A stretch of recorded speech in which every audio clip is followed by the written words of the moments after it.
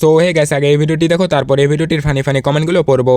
Viral শ্রাদ্ধ বাড়ির ব্লগারের সাথে জীবনে প্রথমবার গেলাম শ্রাদ্ধ বাড়িতে নেমন্তন্ন খেতে। আর এই শ্রাদ্ধ বাড়িতে কিন্তু আমরা গিয়েছিলাম নেমন্তন্ন ছাড়াই, আর সেখানে গিয়ে আমাদের কি পরিস্থিতিতে পড়তে হয়েছিল সেটাই তোমাদের সাথে শেয়ার করব। পরের দিন সকালে ঘুম থেকে উঠে খাওয়া দাওয়া করে আমরা রেডি হয়ে নিই ওদের পাড়ার একটা শ্রাদ্ধ অনুষ্ঠানে যাওয়ার জন্য, তাও আবার উইদাউট ইনভিটেশন। আসলে ওদেরকে যখন ইনভাইট করতে এসেছিল তখন ওদের বলে গিয়েছিল বাড়িতে যদি হঠাৎ করে কোনো অতিথি আসে তাদেরকেও যেন নিয়ে যায়। এমনকি অনুষ্ঠানের দিন সকালবেলা ওই বাড়ির লোক এসে বলে গিয়েছিল ওদের সাথে সাথে আমাদেরকেও যাতে নিয়ে যায়। যাই হোক, এরপর কিন্তু আমরা সবাই মিলে বসে পড়ি খাওয়া দাওয়া করতে। আর মেনুতে কিন্তু অনেক কিছুই ছিল, যেমন ডাল, কচুর শাক, শুক্তো, মাছের ঝোল, আর শেষ পাতে ছিল চাটনি, পাঁপড়, দই, মিষ্টি। এবার तो चलिए शुरू करते हैं। আসলে তোমাদের মা বাবারা কিছু বলে না, আর বলবেই বা কেন? মেয়ের ছাপড়িগিরির ইনকামে যে সংসার চলে।